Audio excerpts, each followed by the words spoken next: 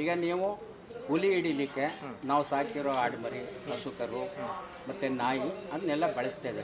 ಅದ್ರ ಬದಲಿಗೆ ನಿಮ್ಮ ಇಲಾಖೆಯಲ್ಲಿ ಸರ್ಕಾರ ಸಂಬಳ ಕೊಟ್ಟು ಟಿ ಎ ಕೊಟ್ಟು ಎಲ್ಲ ತರಬೇತಿ ಕೊಟ್ಟಿದೆ. ನಿಮ್ಮ ಸಿಬ್ಬಂದಿನೋ ಇಲ್ಲ ನಿಮ್ಮ ಇಲಾಖೆ ಮಂತ್ರಿನೋ ಇಲ್ಲ ಆ ಭಾಗದ MLA MP ಅವ್ರನ್ನ ಬುಟ್ಟಿ ಹಾಕಿ ಆ ಹುಲಿನ ಹಿಡಿಬಾರ್ದು ನನ್ನ ಪ್ರಶ್ನೆ. ನಗುವಂಥ ವಿಚಾರ ಅಲ್ಲ, ಗಂಭೀರತೆಯ ವಿಚಾರ.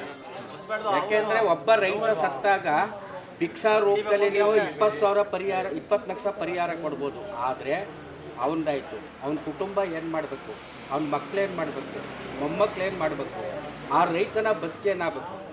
ಈಗ ಒಬ್ಬ ಸರ್ಕಾರಿ ನೌಕರ ಸತ್ತರೆ ಅವ್ರಿಗೆ ಏನೆಲ್ಲ ಸವಲತ್ತು ಕೊಡುತ್ತೆ. ಅವ್ರ ಮನೆಯಲ್ಲಿ ಅವ್ರ ಮಗನಿಗೆ ಕೆಲಸ ಕೊಡ್ತಾರೆ, ಮಗಳಿಗೆ ಕೆಲಸ ಕೊಡ್ತಾರೆ. ಬಟ್ ಆ ರೈತ ಅದನ್ನು ಎಲ್ಲ ಯೋಚನೆ ಮಾಡಬೇಕು.